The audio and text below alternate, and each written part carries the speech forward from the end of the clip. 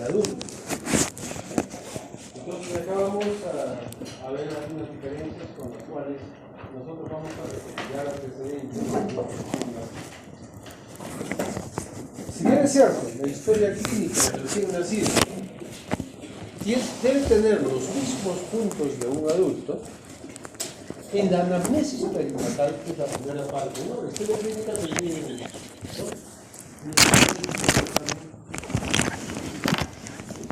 Lo que vamos a tocar hoy día es anamnesis perinatal. Y la anamnesis perinatal, nosotros la empezamos con la madre, no con los antecedentes recién nacidos, porque recién nacido aún no ha nacido. O sea, empezamos con los datos antes de que el niño nazca. ¿Cierto?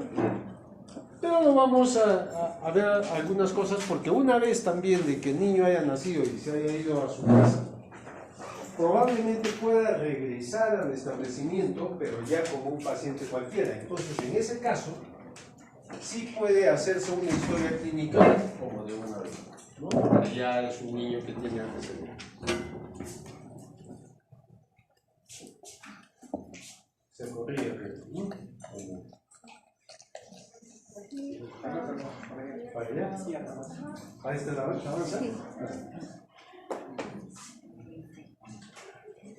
Entonces, el objetivo es tratar de realizar una muy buena historia clínica con todos los datos que nos ayuden a prevenir algunas enfermedades o patologías que puede ocurrir en el recién nacido. Entonces, esta es la anamnesis perinatal, en las cuales nosotros primero ponemos la filiación, ¿no es cierto?, como cualquier otro. Esta es una historia cuando el niño ya está. En el caso de que el niño nace con patología. Si nace con patología, ese niño se va a hospitalizar. ¿Sí?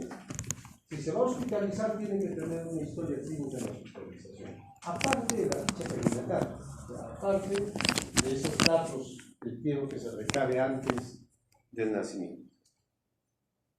Filiación, ya conoce. ¿Qué viene?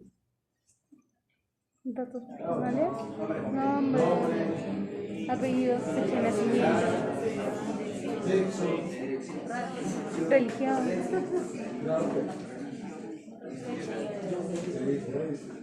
procedencia, pero de la madre. Procedencia de la madre. ¿Qué más? Procedencia es importante porque hay zonas endémicas en determinadas cosas. Hay paludismo congénito, por ejemplo. ¿Qué más? Raza, hay enfermedades asociadas racialmente. Religión, que eso para nosotros a veces es un problema. donación, Y si son evangélicos, no los aceptan. Prefieren que se mueran, que no le ensucien su sangre o no le contaminen la sangre con otra. Al final siempre la filiación hay que poner la fecha, hora de nacimiento, ¿sí? Y al último de la filiación siempre ponga quién hace la historia. No se olvide también poner el celular de la mano, ¿no? Antes, en mis tiempos no había celular, ¿no? Cuando yo era estudiante. Entonces poníamos el teléfono, pero el teléfono de unos cuantos. ¿Qué porcentaje hace 30 años tenían un teléfono en casa? ¿No? Tenía el 50% de la población. Si ustedes preguntan a sus papás para pedir un teléfono, tenían que esperar meses. No les daba, entonces era difícil ubicar a estas personas. Ahora es más fácil. Siempre poner el celular, papá, mamá, o los dos, ¿no? Después viene la segunda parte, que es igual, enfermedad actual, ¿no? En las cuales ponemos los síntomas principales, la forma de inicio, el tiempo de enfermedad y el relato. El relato se refiere a toda esa historia, a toda esa novela, de las cuales contamos desde que el niño se puso mal. En este caso, desde que el niño nació. Entonces, si nace mal, por ejemplo, con una asfixia, en el relato pondremos recién nacido, de sexo masculino, masculino, de tantas horas de vida, que nace en tales condiciones, ¿no? Se realiza reanimación con aspiración previa, ventilación a presión positiva, ¿no? O llegó a masaje cardíaco, con lo que mejoró, permanece hipoactivo, hipotónico. Van todo el relato, es como una novela. Por ejemplo, un niño se va a su casa, viene a los 21 días, viene con fiebre. Y muchas veces decimos, muy bien, viene con fiebre. No lacta bien. Síntomas principales, ¿no es cierto? Fiebre, hipoactividad, succión débil. Si tiene vómitos, y comienza el relato. ¿Con qué empezó? Empezó con lactando cada vez menos, presentó vómitos postprandiales de tipo Villon, las características, ¿no? Siempre describir todos los signos y síntomas. Tuvo fiebre, muy bien, tuvo fiebre cuantificada, no cuantificada, si la mamá le tomó temperatura o no, o solamente la sensación térmica. ¿Qué hizo? Muy bien, fue de la farmacia, le recetaron paracetamol, le dio tantas gotitas cada 6 horas, ¿por cuánto tiempo? Todo lo que es medicamentos, cuando hacemos un relato, es eso. Describir uno por uno las cosas. Igual, tuvo diarrea, acuosa, disentérica, cantidad, características, cuántas veces al día.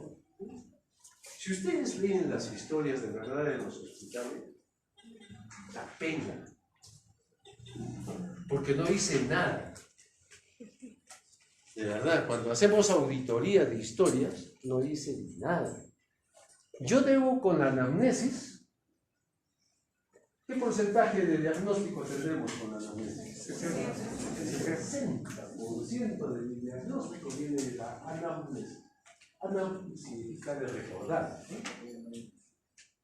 Y el examen físico les aporta ahí un 20 o 30% y el resto por algunas pruebas diagnósticas que podemos poner. En los antecedentes, si es un niño que nace, los antecedentes serán del parto y de la gestación. Del parto, como nació. ¿Qué tipo de parto? ¿Cómo es el líquido? ¿Cómo fue el agua? De la gestación, la mamá. ¿Qué edad tiene? ¿Qué edad gestacional? ¿Qué patologías hubo por trimestre, primer trimestre, segundo trimestre, tercer trimestre? Hubo hiperemesis, recibió tal tratamiento. Todos los medicamentos, sobre todo, hay que tener en cuenta que ha ingerido la mamá durante la gestación. Si ha habido en el tercer trimestre alguna patología que condicionó algún problema. Entonces, todo se hace en los antecedentes prenatales, natales, postnatales será si es que el bebé regrese. Porque si el bebé, la primera vez que se está hospitalizando es al momento después del nacimiento, pues no tiene mucho antecedente postnatal, ¿no es cierto? Pero si ya se fue días o semanas y regresa, sí ya tiene antecedentes. ¿Cuáles serán sus antecedentes postnatales? La alimentación. ¿Cómo se alimentó? ¿Qué le estuvieron dando? Le estuvieron dando leche materna exclusiva, fórmula, le estuvieron dando leche vaca, leche vaca. Estoy hablando de la leche vaca, no, les dan. No tiene, no, es que no tuve leche. Y les dan en el biberón leche. Las vacunas, se recibió las vacunas, no recibió las vacunas, se le hicieron tamizaje, ¿no? Porque eso le hacen a los 2-3 días, ¿no? Después, entonces se puede haber antecedentes postnatales. O antecedentes familiares. Los antecedentes familiares que nosotros debemos consignar en la historia clínica neonatal va en base a la familia directa. ¿Quiénes son? Los abuelos, padres, hermanos, del bebé, ¿no? Del neonato. Y ahí, ¿por qué los abuelos? ¿Qué tienen que ver los abuelos con el nieto? Es que hay patologías que faltan de generaciones. Patologías crónicas, por ejemplo, hipertensión, diabetes, que son, ¿no?, de predisposición muchas veces familiar. Si ha habido cáncer, si ha habido malformaciones, ¿no?, dentro de ese eje. Socioeconómicos. Es lo más difícil sacar, porque muchas veces los papás piensan que, de acuerdo a esto, va a pagar. ¿Verdad? ¿Cuánto ganas? ¿Cuál es el ingreso familiar por mes? 200 soles. 300 soles. Lo que recibe de juntos, ¿no? Del programa. Y entonces te ocultan muchas veces eso. Y no es la idea. ¿Por qué preguntamos sobre antecedentes socioeconómicos?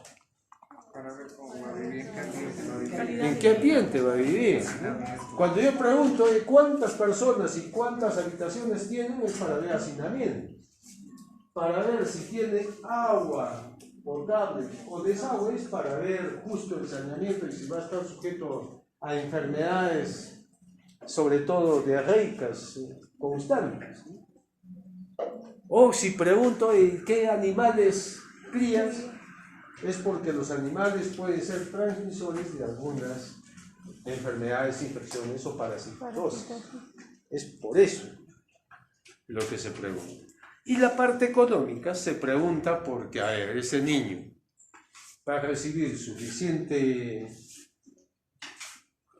ayuda alimentaria, por ejemplo, va a tener acceso a los alimentos, va a tener acceso a la educación, va a tener acceso a ropa, vestido, ¿no?, adecuado, e incluso todos tienen que tener un acceso a actividades lúdicas, ¿no?, de juegos.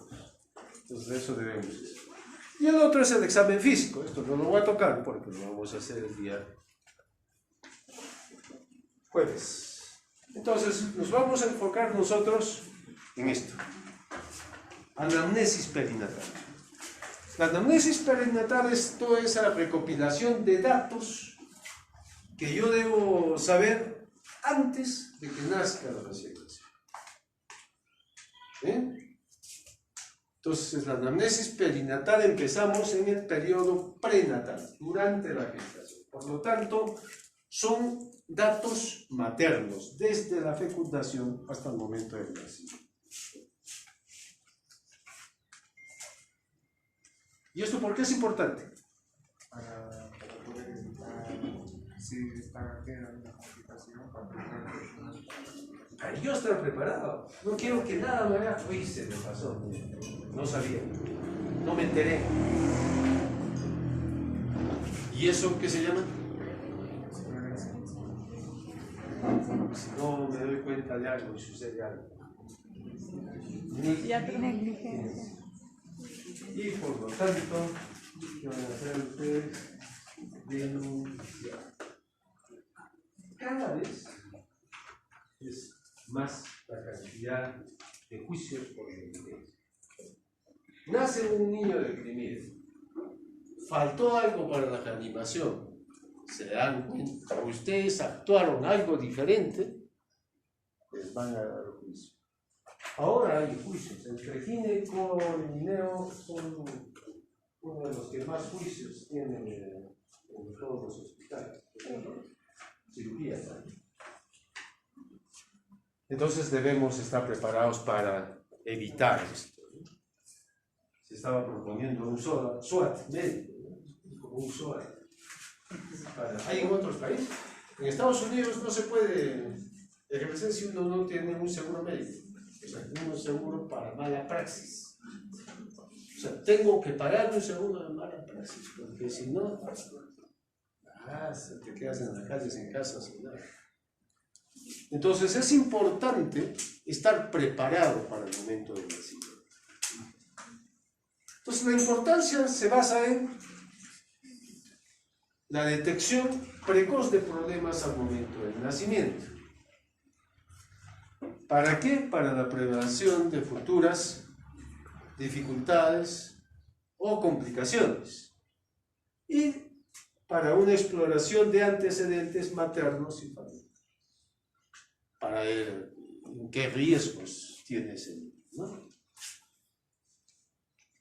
Entonces, hay varios factores en los cuales pueden estar interviniendo en este aspecto. Los antecedentes genéticos de los padres, por eso también hay que hacer consejerías. Es importante. Yo conocí a unos papás que tuvieron 3 hijos, y los 3 nacieron con espina bífida. ¿Saben lo que es espina bífida, no? Una alteración del cierre del tubo neural del lado caudal. En embriología. Y eso se forma, el tubo neural se forma a las 6 semanas de edad gestacional. Y uno tras otro. ¿Fue por qué? ¿Ácido fólico creen que es? No fue ácido fólico porque le dieron ácido fólico, como le sabían en el primer igualito. Hay un aspecto genético, ¿no? Entonces está condicionado eso. ¿Los incas tenían labio leporino, no?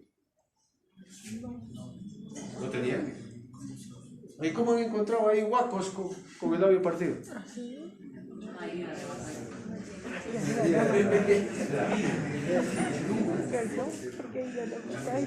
Huacos con labio leporino para dar el día.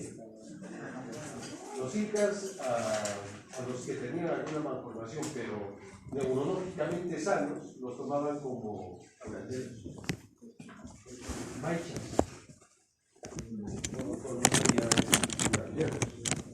Que tenían alguna cara, alguna malformación, pero como les digo, que no sea una malformación del sistema nervioso central, como un buen cociente intelectual. Entonces, Arias Estela describe en un capítulo de su libro, decía que los juntaban, pues no querían que se extinguieran estos manchas, estos filateros. Entonces, en barrios los juntaban a ellos. Entonces, ¿qué había? Una potenciación del aspecto genético en ellos. Entonces, siempre había alguien que tenía la malformación, ¿no? O sea, o más probabilidad, ¿no? Que tenga. El otro es la patología durante el embarazo. Tengo que recabar, como les dije, por trimestre todas las patologías. Y también conocer y evaluar todo lo que ha sucedido durante el parto, ¿no? Bueno, vamos a describir esto bien. Si bien es cierto, vuelvo a repetir, 90% de los partos son normales, no van a tener ustedes ningún problema. A pesar de su presencia, el bebé va a nacer bien, va a estar bien, no hay ningún problema. Pero el problema que para el papá, ¿hay alguien papá acá? ¿No? ¿Hay algún papá todavía? ¿Mamá tampoco? Ustedes sí que se han dedicado a estudiar. Para el papá es un evento, pues, espectacular. Yo tengo 3 hijos y para el primero, pues, ¿no? A pesar de que era médico, bueno, médico general en ese tiempo, es una tensión, ¿no? Como, no importa que nazca, pero lo importante es que vas a casar. Entonces, eso es lo que no más nos importa a los papás. Y todo evento es nuevo. Todo evento preocupa. Si el niño, pues, llora mucho, preocupa. Y si no llora, también. ¿No? Hay toda una serie de cosas en la costumbre de apreciar cómo va el niño. Entonces, es muy sensible los papás frente a este evento, ¿no? En la mañana, con mi grupo hemos visto un parto, ¿sí? Sí. Y estaba el papá al ladito, ¿cierto? Eso es lo que debería ser. Papá al ladito. No que esté afuera, que esté trabajando, ahí me avisa cuando nazca. No, el papá tiene que ver y sentir lo que siente también la mamá. Es lo mejor que está. Entonces, muchas de las inseguridades que pueda tener la mamá que está sola ahí, con el esposo agarrado de la mano, es diferente.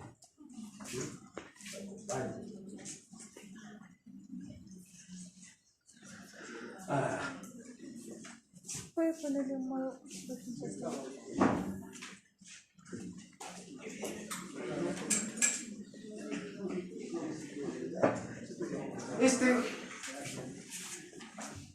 Esta anamnesis la sacamos en primer lugar de la historia clínica perinatal de la mamá.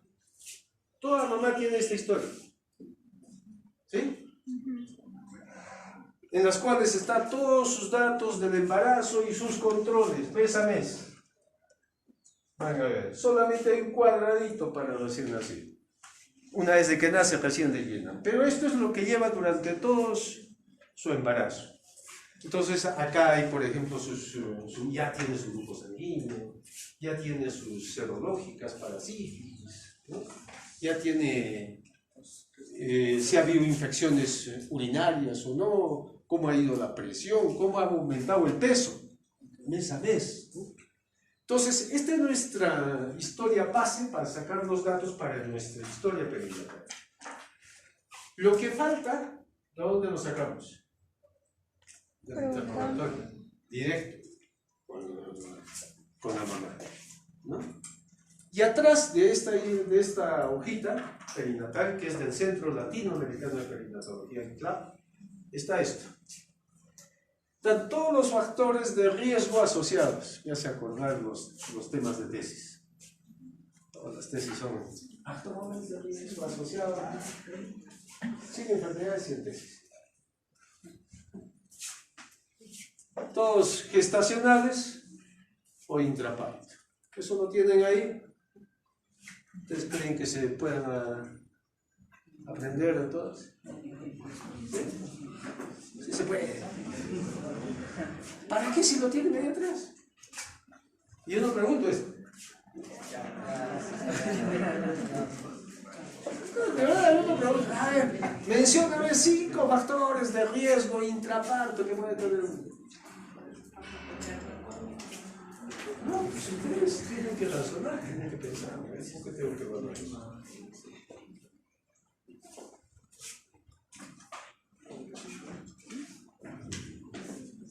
Vamos a valorar a los recién nacidos.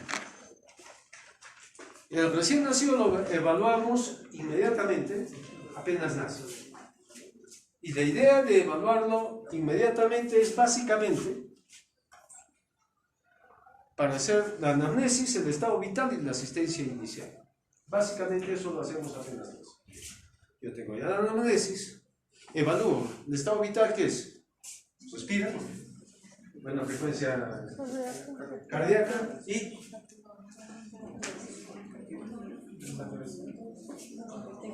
cómo va la saturación, cómo va el tono, cómo van los reflejos, ¿no?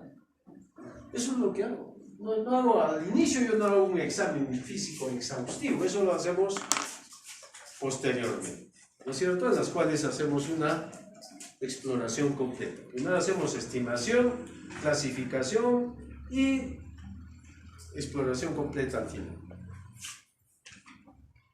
Entonces, tenemos que, para recabar estos datos, tenemos que tener una relación muy estrecha, muy coordinada con el servicio de obstetricia.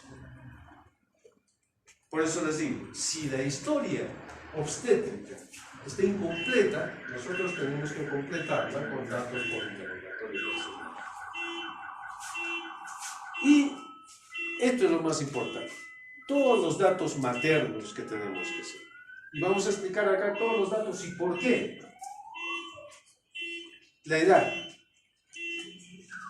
es un factor de riesgo para adolescentes. Antes la Organización Mundial de la Salud decía 19 años. pues ha visto que no hay tanto riesgo de 17 a 19, así que lo ha bajado a menores de 16, porque ni madurez biológica. Mayores de 40 años, o si es primípar, mayores de 35 años. ¿Qué se le dice peyorativamente a este grupo etario? Añosas, digo peyorativamente. Ya como que le dice gallosa y se ofende, ¿no? Sinónimo de vieja. Estoy diciendo madre vieja. ¿Cuál es lo ideal? La edad ideal en todo caso. Si estos son riesgos.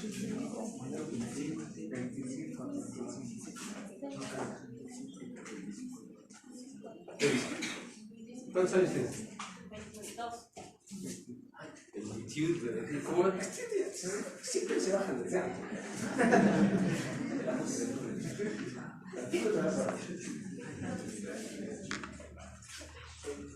¿A qué edad piensas tener? A los 29, ya no pienso tener.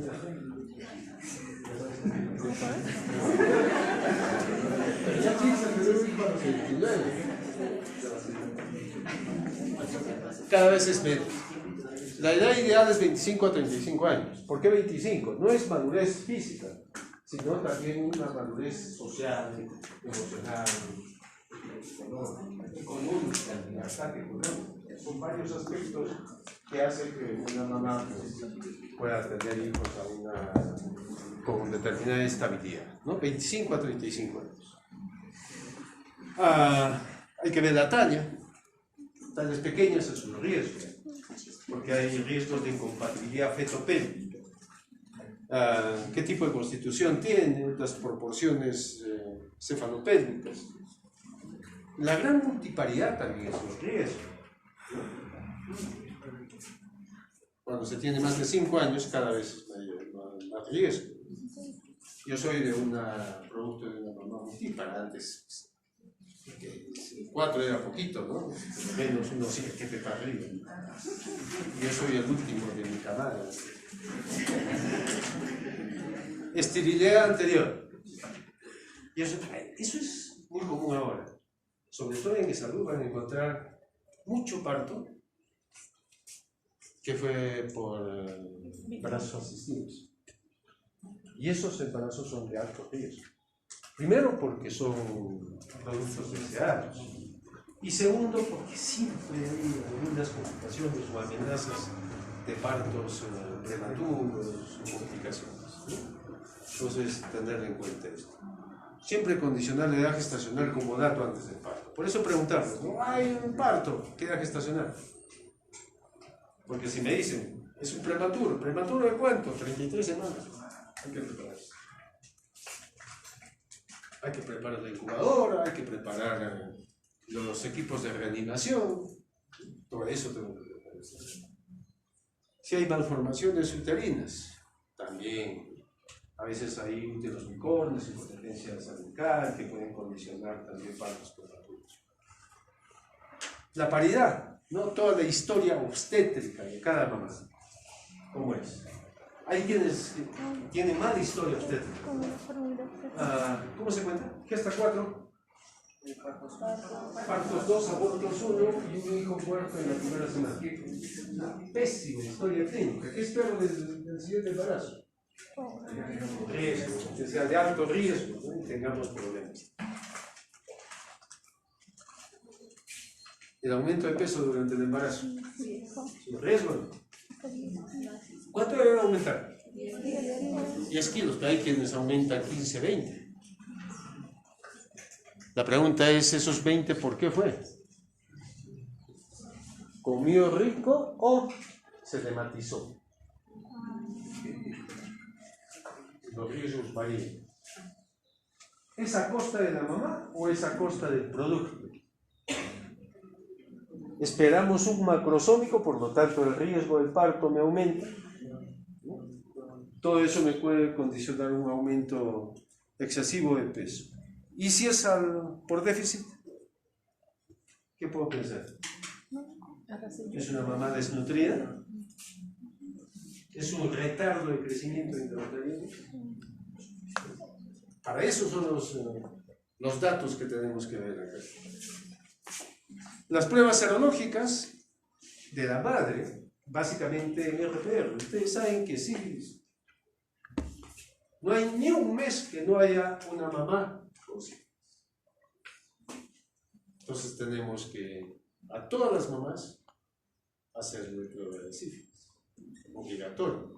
A todas las mamás durante el parto se hace una prueba para VIH, ¿no es cierto? Una prueba rápida, no es un ELISA, pero se hace una prueba rápida para VIH también. Una vez que nace el niño, al niño, si es que la mamá sale positivo, le hacemos al niño. Si la mamá sale negativo, no se hace, no hay problema. Los latidos cardiofetales. Vamos a preguntar si ha habido variación antes del trabajo del parto, durante el trabajo del parto, si ha habido variación de los latidos cardiofetales, porque eso me puede condicionar que el bebé me pueda nacer asfixiado. Yo tengo que prepararme para la reanimación. El ponderado fetal. Antes, bueno, cuando yo era paciente ya viejo, en los hospitales netamente, no había muchos, pero antes, en los libros antiguos, ¿cómo hacían ponderado? Por altura uterina. Tenía sus limitaciones, sí, porque ¿qué tal si la mamá era obesa? Como que se medía más por el panículo adiposo que tenía. Ahora lo hacemos por ecografía, entonces siempre tenemos un ponderado que sí, el margen de error es poco, pero hay un margen de error. Si la mamá recibió vacunas antitetánicas, ¿cuántos de acá a las damas tienen vacunas sin COVID? Sí. ¿Vale? 4. 3. 1, 2, 3, 4, 5, 6, 7, 8.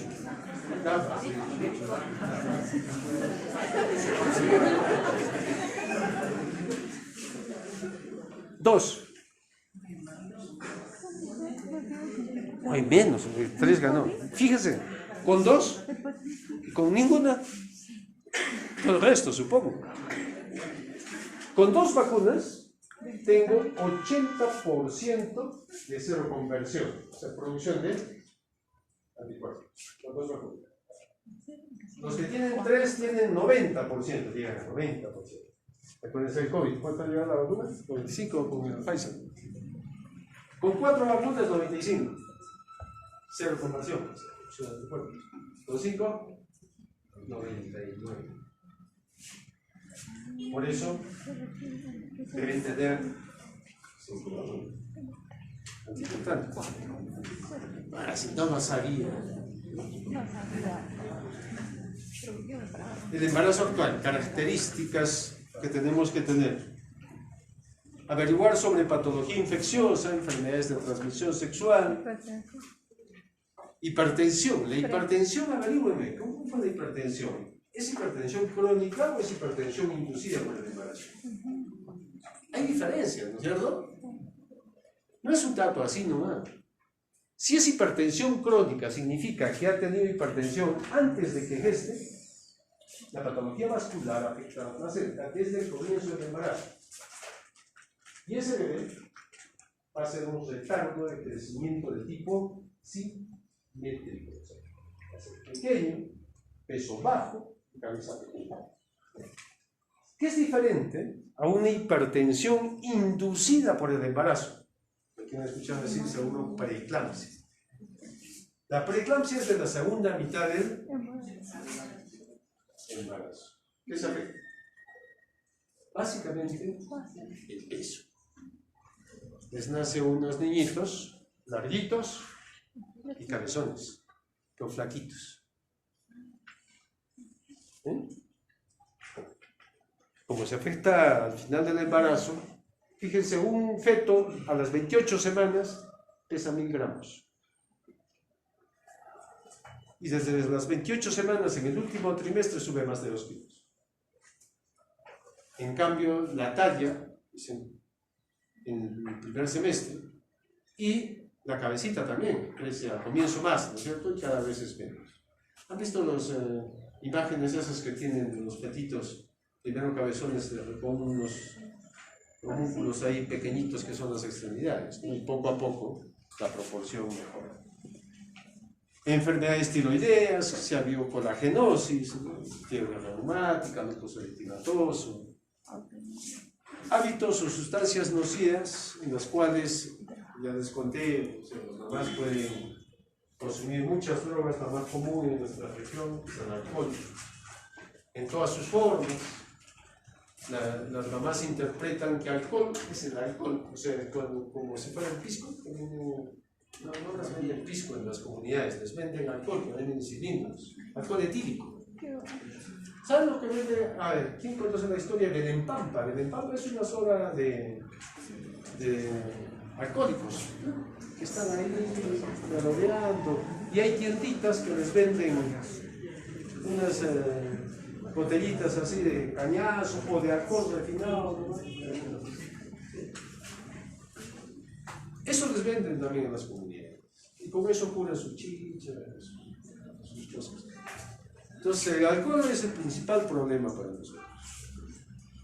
Siempre hay que ver en qué momento el embarazo, porque si afecta la parte embrionaria, pues va a inducir malformaciones, ¿no? La duración del embarazo también. Todos los casos de patología materna es esto, lo que les he sombreado ahora. Ese es nuestro problema. Para los que quieran ser ginecólogos, ese es un problema que tienen que prevenir. La insuficiencia placentaria producida por patologías crónicas durante el embarazo, sea diabetes, sea hipertensión, porque eso es lo que va a producir algún problema en el crecimiento del niño o en el desarrollo del niño. La eritroblastosis también produce alteraciones tiroideas en la mamá. Todos van a producir algún problema. Sea hipotiroidismo, sea hipertiroidismo, va a alterar, ¿no?, todo el aspecto de adaptación neonatal. Y lo que queremos evitar, como les dije, es esto, ¿no?, un retardo de crecimiento intrauterino. ¿Otra vez?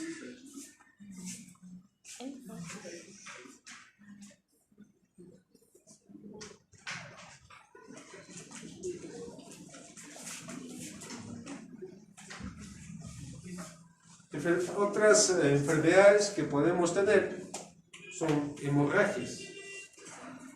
A ver, si es en el primer trimestre, los ginecólogos hablan de amenaza de aborto, ¿no? Pero ese, por ejemplo, yo como pediatra, neonatólogo, no me va a dar porque no va a llegar de repente a vivir sin problema. Pero sí en el tercer trimestre. ¿Qué hemorragias puede haber? Por desprendimiento prematuro de placenta o por placentas preexemplares. Y eso puede influir también en la pérdida de sangre del lado fetal de la placenta. La placenta es un órgano de transferencia de nutrientes y oxígeno que está separado por una membrana. ¿No es cierto? Es como la placenta es un redondo, está una membrana al centro. Acá está el lado fetal y acá está el lado materno. Y entonces la sangre, ¿no?, entrega nutrientes y oxígeno, recoge productos de desecho, urea, creatinina, CO2 y se va. Igual en el lado fetal, ¿no? No es que la sangre del feto se mezcle con la normal, no se mezcla, solamente es una membrana de difusión. Pero a veces puede sangrar también el lado fetal de la placenta.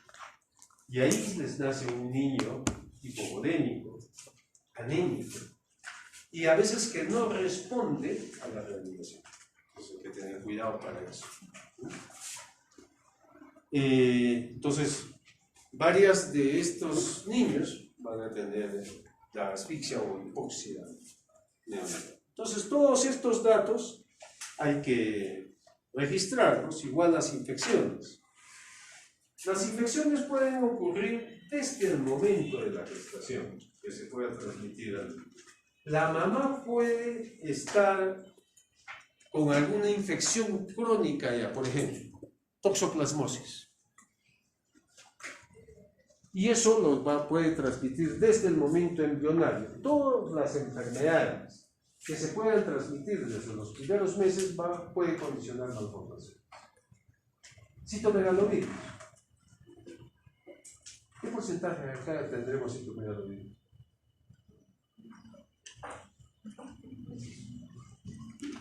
¿Qué es? ¿Tiene, o nadie cree que tiene citomegalovirus? Yo no lo sé. No me queda prueba. Pero ¿cuál es la prevalencia de la enfermedad citomegálica en la población general? 55-60% de la población. Así que de acá muchos, la mayoría no nos escapamos. Pero no hemos tenido, ¿no es cierto? Por lo tanto, hay mamás que cuando están gestando puede que adquieran recién el citomegalovirus. O sea, yo tengo enfermedad citomegálica primaria en la gestación o ya la tengo desde antes. Y eso también se puede, si la tengo ya desde antes, la puedo transmitir, o si la adquiero en los primeros meses, la puedo transmitir a los recién nacidos. Y condicionar también el tipo de malformación. Entonces, cualquier microorganismo puede alterar el periodo embrionario, la formación, la maduración del mismo. Según la etapa de desarrollo les va a producir algunas alteraciones, ¿no? ¿Qué otros puede haber? ¿Qué hacen en el torche? Rubiola. Bueno, felizmente rubiola ya no tenemos, ¿no? Herpes, sí. ¿Qué herpes? ¿Ambos?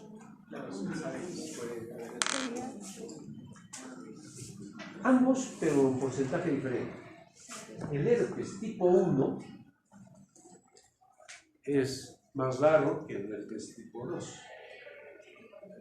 ¿No es cierto?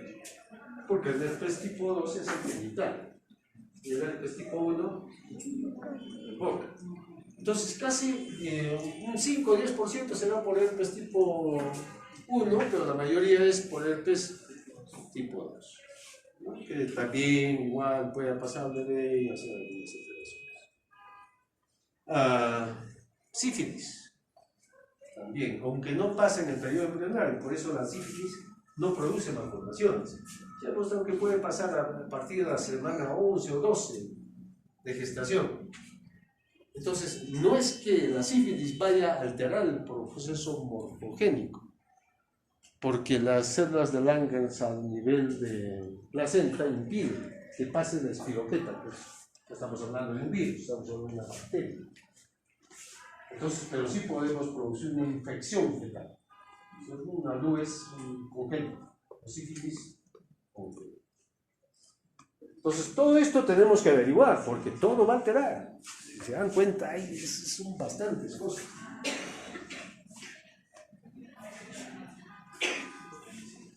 Infección urinaria, por ejemplo.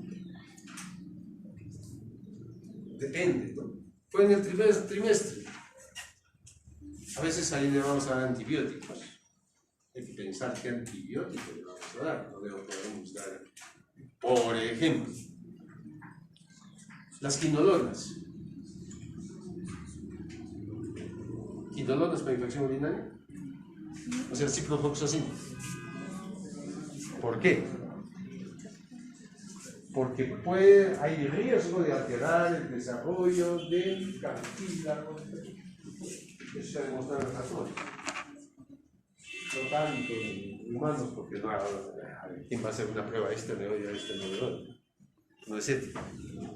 Pero hay dos ratitas, aunque nosotros hemos utilizado ya en neonatos ciprofloxacino, cuando todo ya ha salido persistente, el único que se decide. Entonces ahí costo-beneficio en esos casos.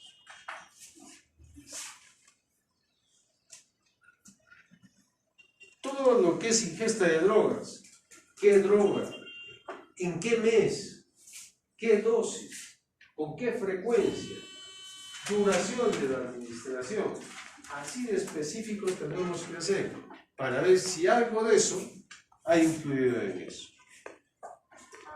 ¿Conocen la historia de la talidomida, no es cierto? ¿Para qué se utiliza la talidomida? Era para hiperemesis gravídica. Utilizaron en la historia de la primera clase, les dije, en los años 60, ¿no? A comienzos de los 60. Y después observaron que había cortamiento de miembros, ¿no? Extremidades. Entonces, ver consumos de cigarrillos, cocaína, ¿no? Y si esto altera, ¿no? Hemos tenido un caso en enero de síndrome alcohólico fetal. Hemos tenido ahí que al final se lo ha llevado al Ministerio Público. Se lo llevó a un hogar. Hay una unidad de protección especial. Y la mamá venía al hospital. Pero no se lo hemos entregado. Exigía que se lo entregue.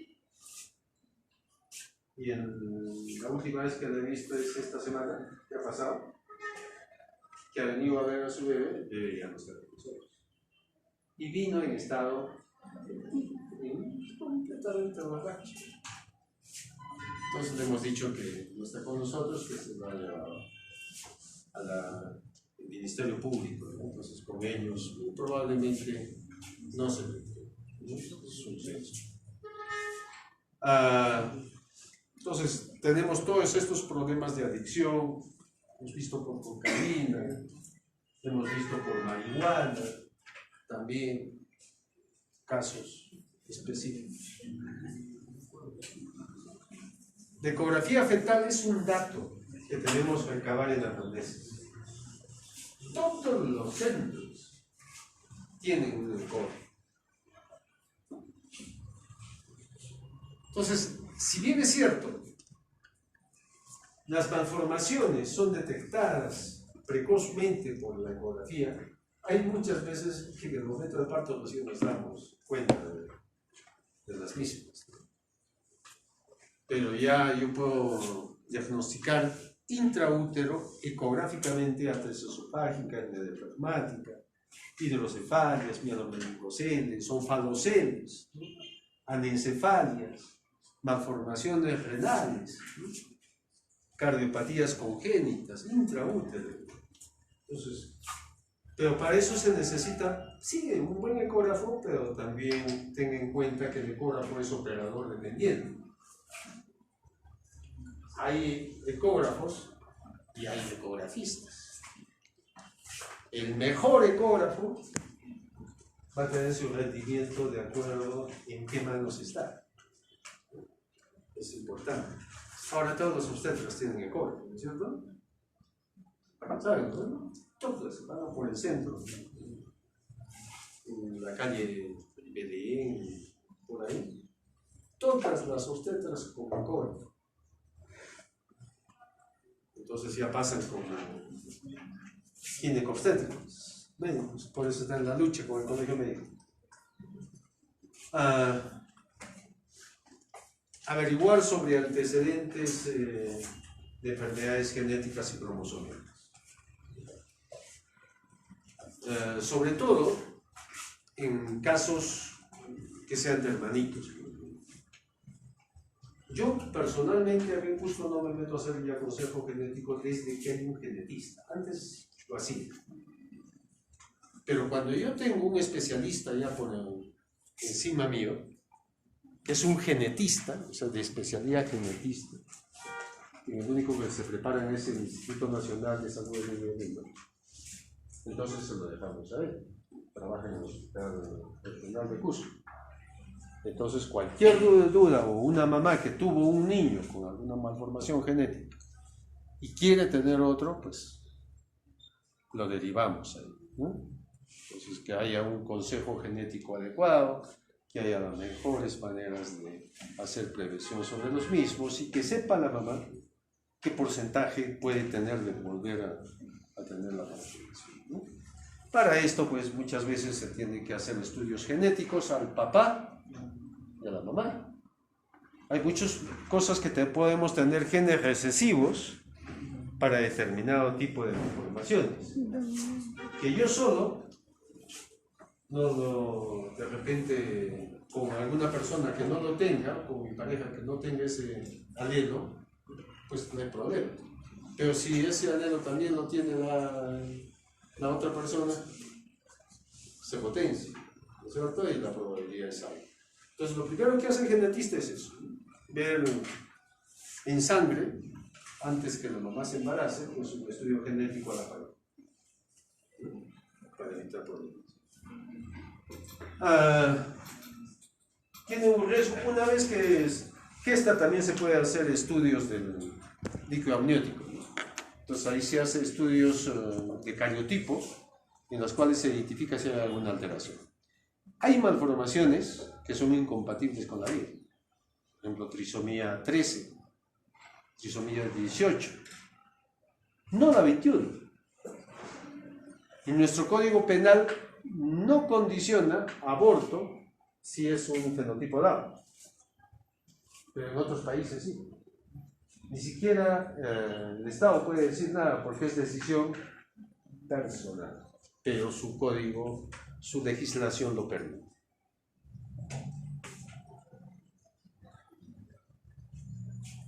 Otras patologías a tener en cuenta: el grupo sanguíneo. Todos tienen que tener un grupo sanguíneo antes de que el niño nazca. Grupo y factor, ¿no? ¿Cuál es el mayor problema? Si la mamá es negativa o negativa, aunque esté. Hay conductas a tomar en cuenta. Tener en cuenta si se sensibilizó ya o es el primer embarazo y se va a sensibilizar. Póngase que ustedes tienen una mamá gestante RH negativo. Primer embarazo. No hubo aborto. ¿Qué hacen?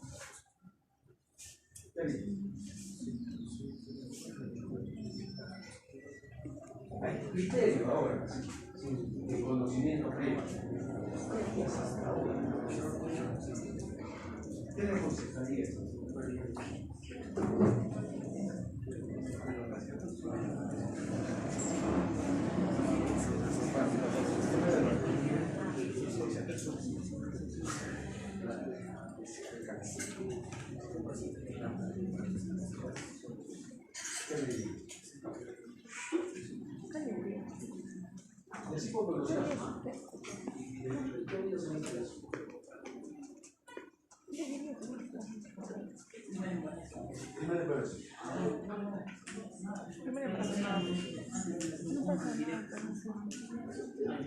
Pero sí le aconsejaría que en su segundo hijo ya se una sensibilización. Le doy 50-50. Hay que hacerle una prueba de CUM. ¿Qué tipo de CUM hay? ¿Directo o indirecto?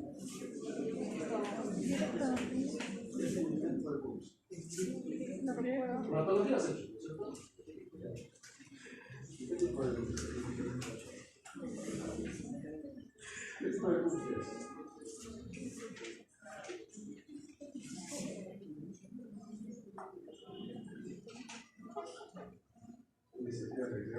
Dice cualquiera, no es indirecta. ¿Por qué? Porque el indirecto es que la mamá tiene el anticuerpo, porque es el.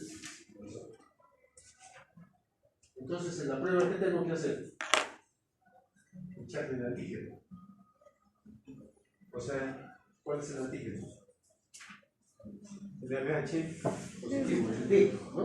El antígeno D. Entonces yo tengo la sangre de la mamá, y si la sangre de la mamá tiene anticuerpos, y yo le echo el antígeno D, paglutinaje. ¿Sí? ¿Cuál es el directo? En el recién nacido. ¿Y qué identifico en el directo? Que ya están juntos. No, ahí no tengo que hacer nada, sencillamente voy a observar el anticuerpo unido al antígeno. El antígeno lo tiene el niño. ¿Qué es el antígeno? Bien, el anticuerpo le pasó de la mamá. Y ese es CUMS directo y CUMS indirecto. Entonces, a una mamá que ustedes tengan un grupo sanguíneo, por algo le piden. A veces tengo cosas porque yo veo las cosas en la historia, piden porque el protocolo lo dice, pero no me sacan a analizar, no utiliza. ¿Para qué utiliza una prueba? Para analizar y tomar una conducta, ¿no es cierto? Entonces, si yo tengo una mamá RH negativo, pues le tengo que hacer un CUMS. Y tengo dos posibilidades: ¿sale positivo o negativo? Y de ahí también va mi conducta. Si me sale negativo, me está yendo bien. Probablemente ese niño va a nacer. Pero ¿qué tengo que hacer al momento del nacimiento? De todas maneras, la mamá va a tener contacto con el antígeno D al momento del parto. ¿Qué tengo que poner a la mamá para que no se inmunice? Una vacuna. Anti-D. La inmunoglobulina. Eso es lo que tengo que hacer. ¿Qué pasa si la mamá durante la gestación, con su indirecto, positivo? La gestal. ¿Qué se llama eso? ¿Qué se llama? Han escuchado ustedes un término, sino que no lo han relacionado. Eritro, ¿no? Ya todavía no hay ahí porque no nació. Eritroblastosis, en las cuales la hemólisis se produce en efecto, porque ya hay el contacto del antígeno del cuerpo, o un edema generalizado, o una asitis. Eso se llama, cuando se llenan de edema, eritroblastosis es práctico, la hidropesía fetal. ¿Han escuchado ese término? Hidropesía fetal. Y muerte fetal.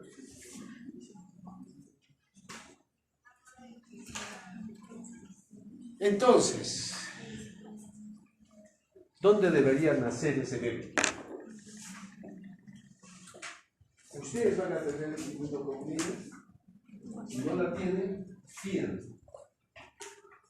Consíganla y ese bebé puede nacer en ese centro de salud. Pero si no, es preferible referirla a un centro donde tenga la inmunoglobulina anti-D para que se la pongan inmediatamente, porque eso se pone en las primeras 12 horas post-natal. Entonces, la isoinmunización no es cosa fácil. La isoinmunización ocurre, ¿por qué porcentaje de la población es RH negativo? Más, 5%, 5 a 8% es RH negativo.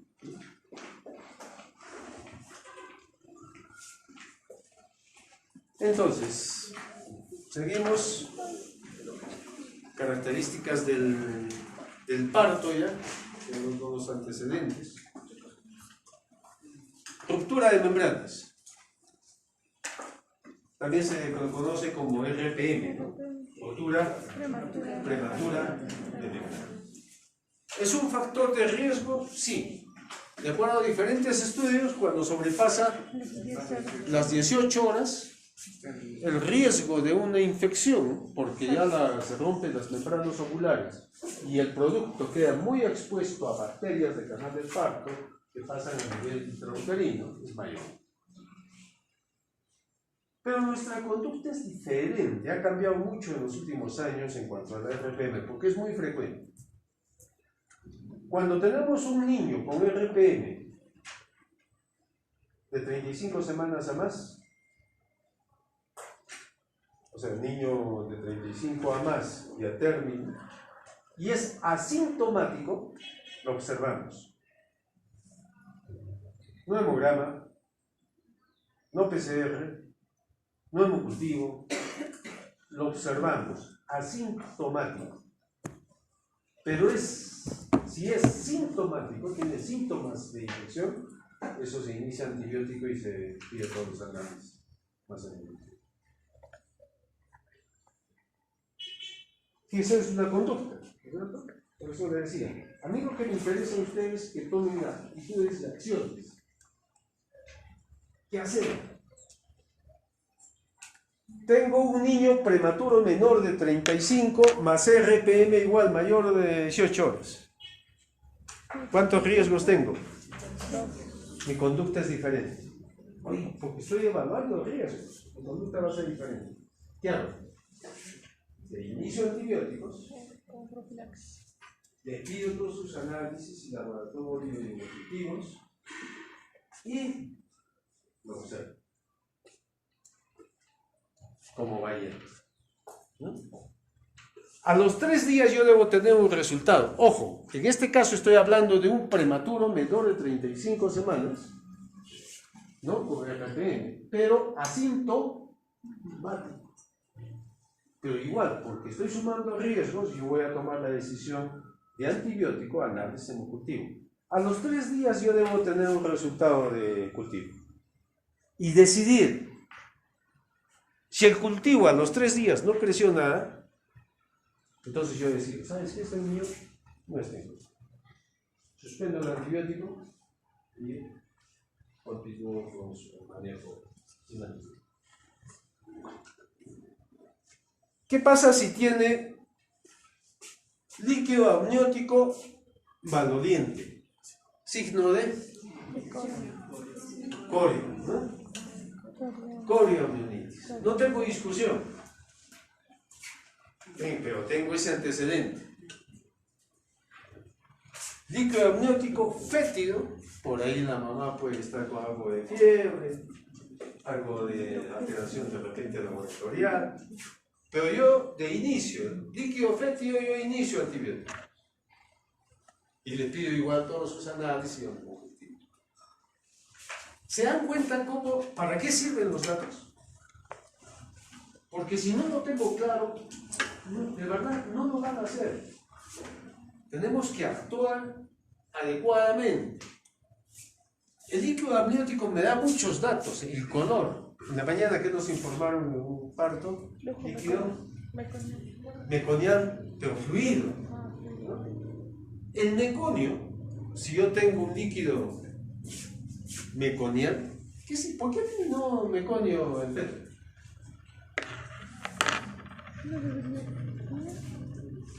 No vamos a regresar a nuestro porqué. Al niñito de 4 años que soy yo. ¿Por qué? El niño le pone un bebé intraútero cuando no lo debe.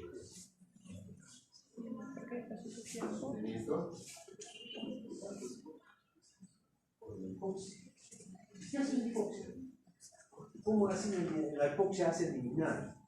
Si se dan cuenta, estoy llevándolos por la fisiopatogenia. ¿Qué hace la hipoxia? ¿Qué pasa a nivel intestinal cuando hay hipoxia?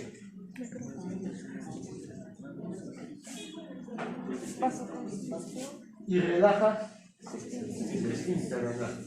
¿Y por qué aumenta el peristaltismo y relaja el esfínter anal?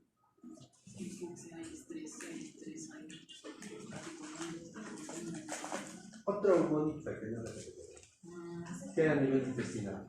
¿Qué hace hacer esto? Y ahí va todo el círculo ya cerrado. Aumenta la hipoxia, aumenta la motilina relaja el esfínter, aumenta el peristaltismo y elimina. ¿Sí? Esa es la fisiopatología. Cada vez que encuentran un hijo y mira, ¿qué es lo que ha pasado? Ya saben qué es lo que ha pasado. Es la diferencia, como les vuelvo a repetir, entre el médico que está entendiendo cómo están sucediendo las cosas al momento de atención de un paciente a un personal paramédico. Y ustedes están entendiendo la fisiopatología. El líquido también puede ser amarillento, en el caso, como les dije, de que haya una hemólisis intrauterina, ¿no? En el caso de nitrobesosis. Puede ser hemorrágico en caso de desprendimiento de placenta, ¿no? Hay que también evaluar la cantidad. Fíjense todos los tantos datos que hay en esta anamnesis perinatal. Y preguntaba el líquido, nos dice, oye, hay oligohidramnios. Motivo de cesárea, oligohidramnios. Para encontrar bien seguro. ¿Por qué se puede producir el oligohidramnios? Cultura. Primer lugar, alteración placentaria. Son esos niños que tienen retardos pequeños o que tengan calcificaciones, infartos, tienen poco líquido. Las membranas, senescencias placentarias, envejecimientos placentarios. ¿Se envejece? Poco líquido. Entonces, ¿cuál es nuestro interés de los oligohidramnios con el feto, con el producto que van a hacer?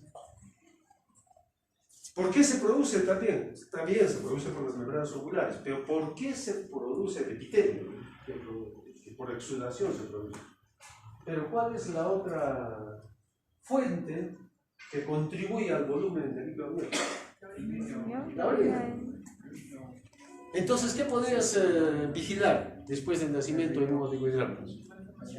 Malformaciones renales. Entonces, lo primero que voy a hacer, oye, vigílenme si ese niño está orinando o no. Si está orinando, son las otras causas. ¿No es cierto? Al revés. Polidramnios. Oye, mira que ha salido 3 litros al momento del parto.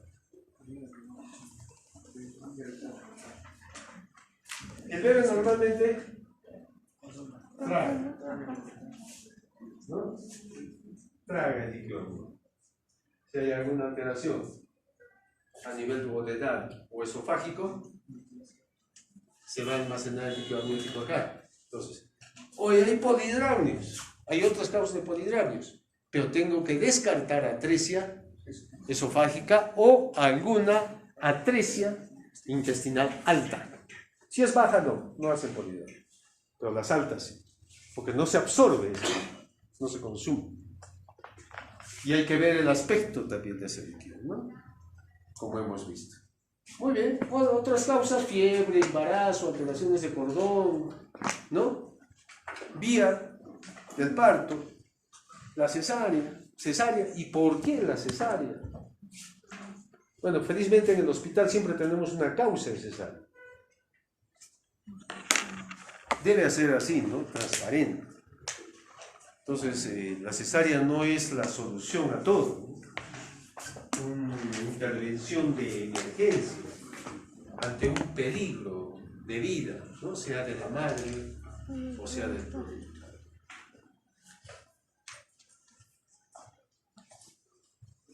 Bueno, sobre esto ya hemos hablado un poco sobre la rotura de membranas, que es la que produce infecciones, nuestra conducta también, ¿no es cierto? Después del nacimiento ya hay que hacer todas estas cosas. Nace el bebé, ¿qué hacen? La edad gestacional por método pediátrico, pero sabemos que el método pediátrico es una ayuda cuando hay duda en la fecha de última. No es que un método pediátrico de evaluación de edad gestacional sea mejor que una fecha última de la menstrual. Hay que consignar el LAPGAR, ¿no? Lo que nos da la condición al nacer, presencia de malformaciones así groseras, evolución en las primeras horas, cómo va adaptándose, ¿no? Y todo esto lo ponemos en la historia.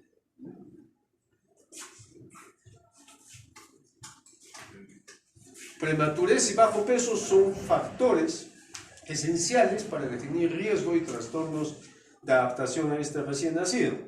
Y lo que tenemos que hacer siempre adecuarnos, ¿no? Si yo ya tengo la edad gestacional y tengo el peso, todos tienen que tener un diagnóstico. ¿Sí? ¿Qué puede ser?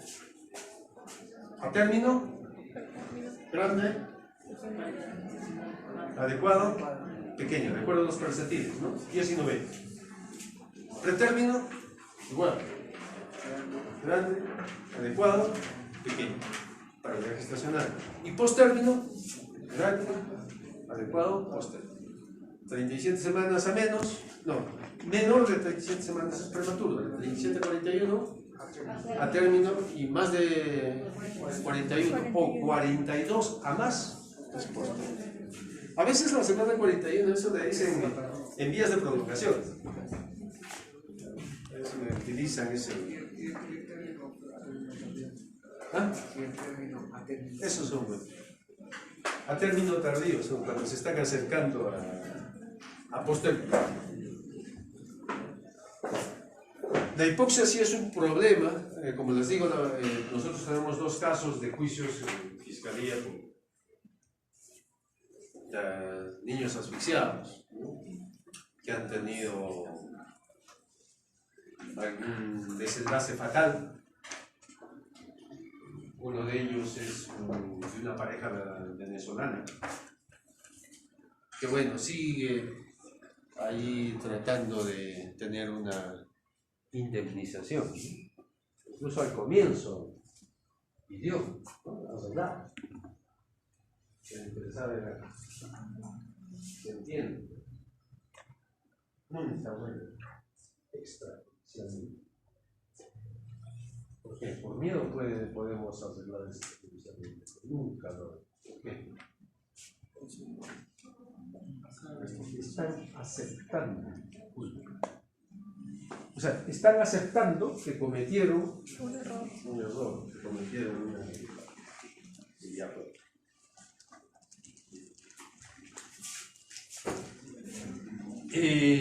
La asfixia es un término que se define por crítica y por gases arteriales. En cambio, el AFGAR no me define. El AFGAR me define depresión. O sea, depresión al nacer. Si el AFGAR es menos de 3, ¿qué decimos? Depresión severa. Si es de 4 a 6, depresión leve a moderada. Y el óptimo, 7 a 10. Nosotros medimos el AFGAR al minuto y a los 5 minutos. Al minuto expresa principalmente la evolución prenatal.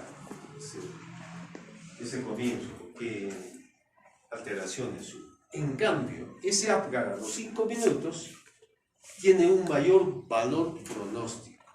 Porque si yo tengo un AFGAR bajo a los 5 minutos, probablemente ese niño ha tenido una asfixia más prolongada y puede tener mayores secuelas de tipo neurológico. ¿Sí? El problema acá es esto, el aspecto neurológico. Pero si tengo un AFGAR, por ejemplo, así tengo un AFGAR 2 al minuto, 9 a los 5. ¿Cuál es el pronóstico? Bueno. Es una depresión severa, pero de rápida recuperación. A que les diga, sí, tuvo un AFGAR 2, 4 a los 5 minutos, 6 a los 10 minutos. Ha ido mejorando, ¿no? Pero el pronóstico en ese caso es reservado, porque probablemente vaya a haber secuelas de tipo neurológico. La autora del test de AFGAR. Fíjese de qué año es. 1953. Fue publicado en una revista de anestesia y de analgesia. En Estados Unidos sacaron su estampilla, cuando se utilizaban estampillas en honor a Virginia AFGAR, que fue la creadora del test. Y desde tantos años se sigue utilizando. Nadie ha tratado de modificarlo como se han modificado los test de evaluación de edad gestacional. Doctor, una pregunta. Cuando tienen AFGARs muy bajos, ¿igual se pueden recuperar bien? O sea, digamos, tienen un AFGAR de 1 así. 1 al minuto, Ajá. dependiendo. ¿Qué tiempo de asfixia tuvo? Eso lo vamos a ver. Tenemos una clase de asfixia. No sé, creo que yo soy porque yo soy, pero voy a hacer entender antes de reanimación la asfixia. Y ahí en la asfixia se van a dar cuenta, con un solo cuadro vamos a entender, pero nos tenemos que meter, oye, ¿qué está sucediendo? A veces nos dice la obstetra, yo entro a veces, oye, está el sufrimiento fetal, ¿cómo están los latidos? Están bradicárdicos. O me puede decir, están taquicárdicos. Y yo tengo que saber interpretar eso. Si me dice, están taquicárdicos, y después de repente baja, y después se recupera. El niño tiene movimientos respiratorios intraúteros, ¿no es cierto? Hemos dicho en adaptación.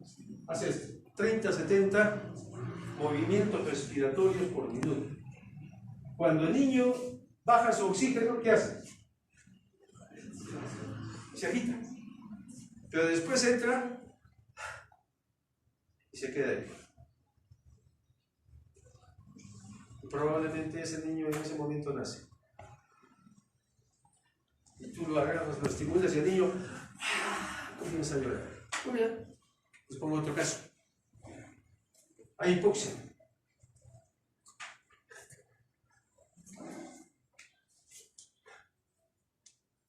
El niño no nace. Sigue de hipoxia. Y el niño trata de recuperar esos movimientos respiratorios, ¿no? El feto. Y hace esto.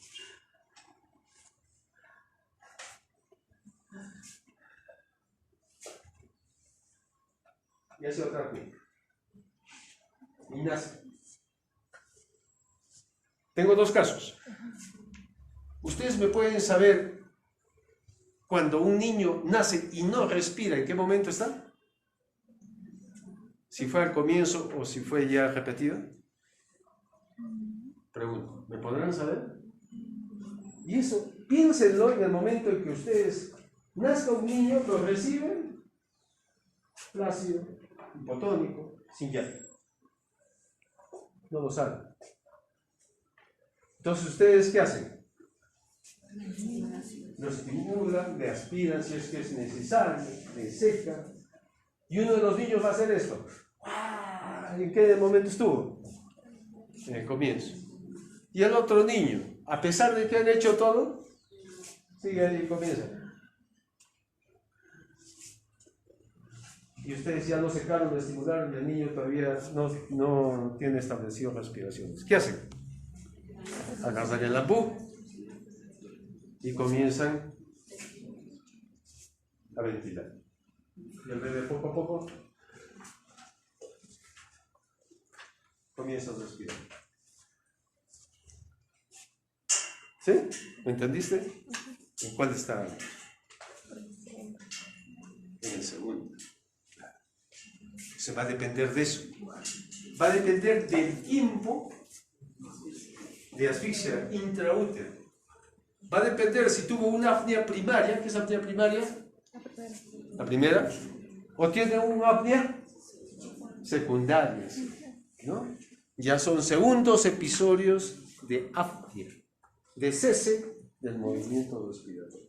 Nace, no respira. Esto lo vamos a ver en el gráfico, porque hay alteraciones a nivel de respiración, hay alteraciones a nivel de frecuencia cardíaca y hay alteraciones a nivel de presión arterial. En todo se altera. Entonces, al momento de reanimar, yo tengo que estar entendiendo qué está sucediendo dentro de ese cuerpito. ¿Okay? Esta es la valoración, ¿no es cierto?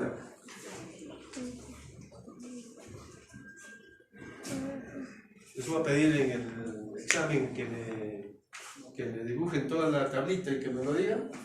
¿Sí? ¿Eso está bien? El ABGAR lo deben tener pegado ahí donde le atienda un parto. El test lo tienen que tener.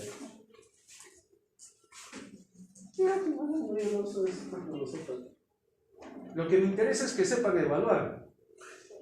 Pero con el cuadro. No que me sepan que esos parámetros. ¿Cómo los evaluaría? Nace un bebé ¿no es cierto? En mi grupo, por lo menos, nace un bebé y evalúa el edad. Esa es evaluación. Porque esa es una competencia. Esto es su conocimiento. Pero el resto es competencia. El médico tiene que tener competencia. ¿Sí? La teoría la tengo entendiendo. Yo no le voy a preguntar. Muy poco pregunto conocimientos cuando sean muy importantes que sepan para tomar alguna decisión. Después viene la somatometría, y esto para terminar. Se toma el peso, la talla, el perímetro cefalia. El peso ya sale, comienza a disminuir desde que nace, ¿no es cierto? 2 a 3% por día, cuarto, quinto día. No debe bajar un niño a término más del 10%, un prematuro puede bajar hasta 15% o un poquito más, dependiendo del grado de prematuridad. Después del quinto día debe estar subiendo más o menos 30 gramos por día. A 50, ¿no? Ese es un lapso, pero mínimo es 30 gramos por día. O sea, si hay esa pérdida de peso es fisiológica, ¿no? No está mal. No es que esté mal. Por varios motivos, ¿no? Aumento de la respiración, aumento de las pérdidas insensibles, el bajo aporte que tiene leche en los primeros días, la eliminación del meconio. Son casi 100 a 150 gramos de meconio que tienen que eliminar y eso también contribuye a la baja de peso. La talla, corona talón, siempre, más o menos es 50 más menos 4 en un niño a término, ¿no? Ahora, el prematuro va a depender del grado de prematuridad. Después el perímetro craneal, aproximadamente 35, igual más o menos 2. El torácico tiene 2 centímetros menos y el abdominal 31 menos. Eso solamente al momento del nacimiento. Porque si me lo miran al día siguiente, ¿cuál creen que va a ganar?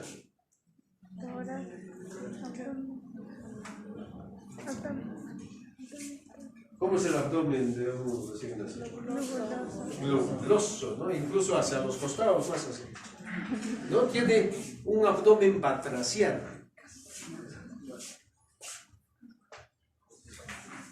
Esta es la historia perinatal, esta es la que tenemos en el Hospital Lorena. Esta es la primera parte en las cuales están los datos maternos, ¿no? Datos maternos, todo está, la paridad, todos los antecedentes, patologías del parto, patologías del embarazo por trimestres, ¿no? El tipo de parto, ¿no? Todos los que están participando en la evaluación del bebé, desde quien llena, incluyendo el médico, la licenciada o el personal técnico o interno de medicina que hace la historia, tiene que firmar. El único que no tiene sello es el interno. La parte de atrás está cuando nace, ya son datos del recién nacido. Está el Apgar, está si se hizo o no ventilación, cómo estaba el líquido amniótico, el motivo de cesárea, fecha y hora, a dónde va, ¿no? Ese bebé. Este es el capurro que se hace al inicio y la huellita plantar, ¿no? Y después en alojamiento conjunto se hace un seguimiento, ¿no? Y se hace estas hojitas. Para el seguimiento tenemos para 3 días. Ya saben que lo ideal a todo recién nacido es hacer un seguimiento por 48 horas. Se debe permanecer en observación para identificar signos de alarma que se puedan presentar en los primeros días. Entonces hacemos estas hojitas, ¿no? Y ya este es el examen físico, ¿no? Solamente el formato en las cuales vamos a llenar de acuerdo al examen que puedan hacer. Ahora, para el examen, para el día jueves, lo que vamos a hacer es examen por sistemas, ¿no? ¿Cómo lo hacemos? Porque comenzamos con el aspecto general, después de arriba hacia abajo, ¿no? Piel, por ejemplo.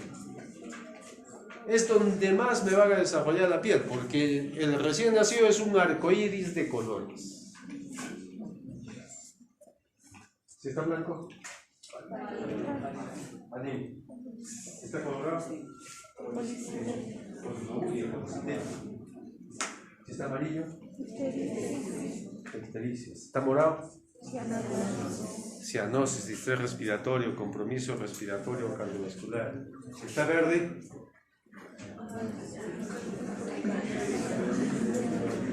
¿está verde marcial? Impregnado de meconio, se impregna. El meconio es un verde petróleo intenso, ¿cierto? Se impregna. Si está rosadito, normal. Como ven, son arcoíris, ¿no? Después me describen cabeza, ¿no? En cabeza hay varias cosas para... Hay caput, cefalomatoma, tipos de cefalomatoma superióstico, subaponeurótico, ¿no?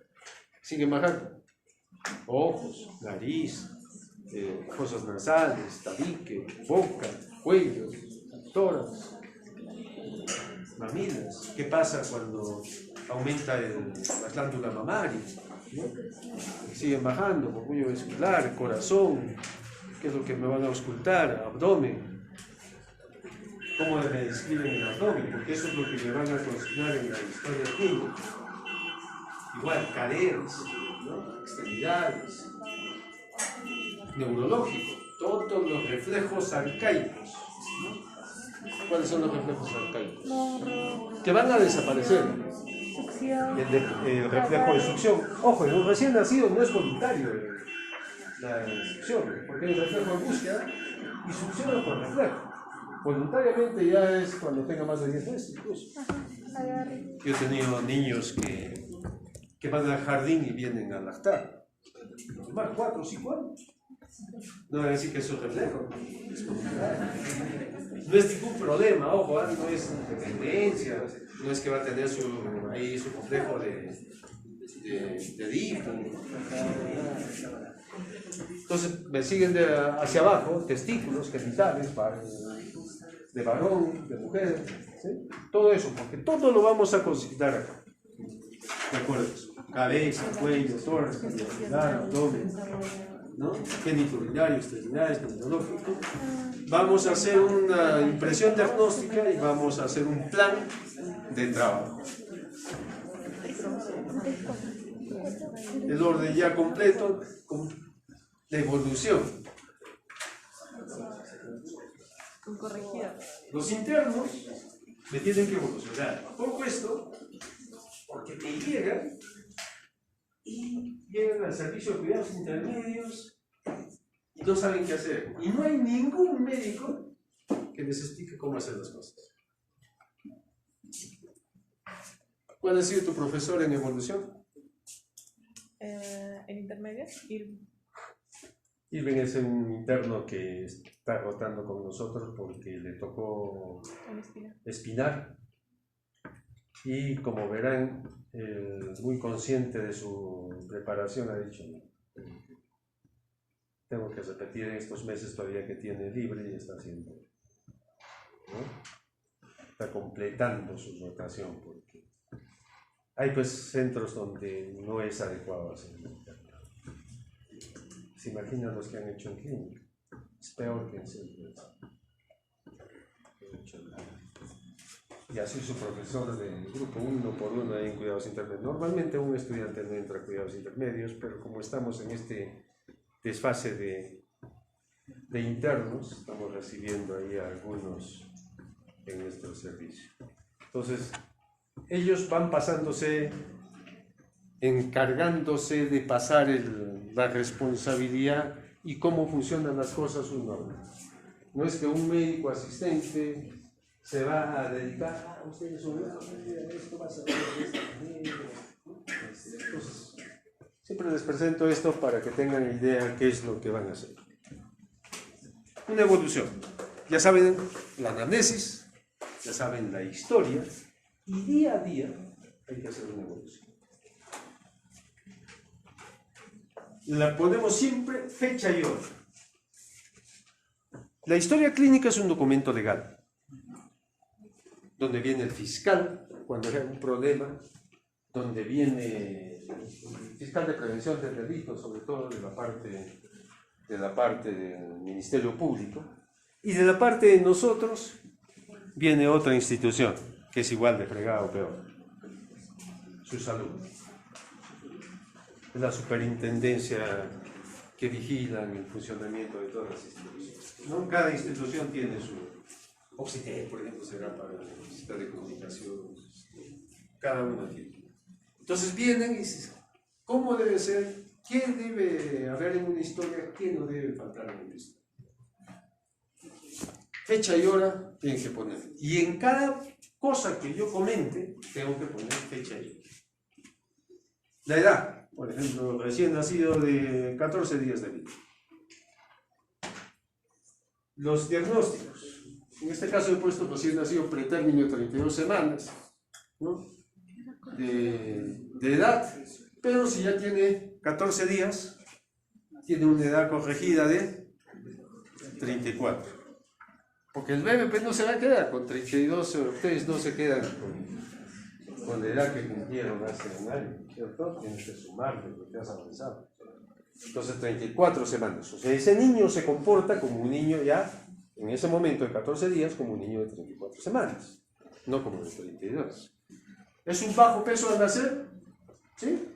Un niño que le vamos a poner ahí tuvo 1800 gramos, por lo tanto es bajo peso al nacer. Hizo un síndrome de estrés respiratorio, una enfermedad de membrana hialina, e hizo además una hipoglicemia. O sea, todos los diagnósticos que presentó se hacen, y todos los que se vayan presentando se van agregando. Se van agregando. Hizo una sepsis, ese prematuro, muy bien. Ya va a 5, sepsis neonatal. Y adoptamos el acrónico, se llama SOA, ¿no? Esto es subjetivo. ¿Quiénes informan lo subjetivo? Los pacientes, pero en este caso mi paciente no me informa. Pero en el caso de adultos, sí les informan. Ustedes pueden preguntar, refieren, el paciente refiere. En mi caso, o ustedes también pueden preguntar a la enfermera, ¿qué pasó en el turno de día? ¿Qué pasó en el turno de noche? ¿No? Eso es lo que les dice, es lo subjetivo. No es algo que ustedes hayan demostrado objetivamente. Entonces ahí, por ejemplo, yo he puesto acá, reportan 2 vómitos durante la noche. En mi caso, sí es licenciadas porque no está la mamá, pues, ¿no? Si están hospitalizados. Algunas veces la mamá puede estar en el día, ¿no? Entonces también yo le converso, ¿no? ¿Y cómo está su bebé? ¿Cómo le fue? ¿Cómo está lactando? Muchas mamás pueden dar información más verídica de lo que ha pasado, de lo que podemos referir en los licenciados. La O es el examen físico. Entonces ustedes pueden, ¿no? ¿Cómo está? ¿Está activo, rosado, buena succión, ¿no? Con oxígeno, ¿cómo lo está refiriendo? En casco, a 2 litros, a 3 litros. ¿Cómo están los pulmones, ¿no? ¿Hay ruidos agregados? No, hay tiraje, retracción a nivel pulmonar. En los cardiovasculares, ¿cómo está? ¿No? Hay actividad cardíaca. ¿Cómo están los tonos? Regulares, irregulares, arrítmicos, presencia de soplos. ¿Cómo está el abdomen? Describe todo lo que puedan describir sobre cada punto, ¿no? Lo neurológico igual, cómo están los tonos musculares, los reflejos, o sea, el reflejo de prensión, hay el reflejo de búsqueda, succión, moros, ¿cómo están? La A es la apreciación. La apreciación es ese análisis crítico que tenemos que tener como médicos. Esto generalmente, bueno, no nos los pone en interno, nosotros decimos, déjanos eso abierto, porque la apreciación crítica va a depender mucho del manejo que hagamos ese día. Y si me pone muy subjetivamente una apreciación que yo no estoy de acuerdo, es preferible que no la ponga. Eso es de acuerdo a cada servicio. Hay otros servicios que les dicen, no, porque no quiere escribir nada. Y el otro es el plan. El plan para ese día. ¿Qué voy a cambiar? ¿Qué voy a iniciar? ¿Qué voy a suspender? ¿No? Por ejemplo, ya lo voy a comenzar a alimentar por sonda orogástrica porque su succión es débil. ¿Sí? Le voy a aumentar el volumen porque no está subiendo de peso, ya tiene 14 días. O lo voy a destetar ya de oxígeno porque estoy viendo que la saturación, y en esta parte se ponen todas las funciones vitales, la saturación ya está bien, mira, tiene un poco oxígeno y le voy a indicar destete de oxígeno. O le voy a iniciar antibióticos de repente porque hay una sospecha de sepsis, por lo tanto le voy a empezar un tratamiento antibiótico previo, le voy a tomar hemocultivo, previo al antibiótico, ¿no? Puedo hacer una serie de propuestas en esa parte. Y siempre no debe faltar las funciones vitales, ¿no? Frecuencia cardíaca, respiratoria, temperatura, la saturación de oxígeno, el peso, cómo va yendo en relación al nacimiento, el peso actual o la diferencia de peso o el delta peso, es el positivo, es el negativo, cómo está ganando por día. Si es un bebé que está con una vía, que está con problemas de ganancia de peso, lo puedo poner en balance hídrico y evaluar el balance. El balance es positivo, el balance es negativo. ¿Cómo está la diuresis o el flujo o el débito urinario o el gasto urinario? También, todas esas cosas podemos poner. Entonces, esto es una evaluación de un día. Pero póngase que a media tarde o en la noche ese bebé tenga alguna otra cosa que aparezca. Entonces tengo que hacer una evolución. No necesariamente una vez al día, va a depender de cómo vaya evolucionando. Por eso es una nota de evolución. ¿Sí? Bueno, con esto terminamos. Pregunta si tienen alguna duda. Yo sé que algunos han tenido tendencia al sueño. Todos los que no han almorzado.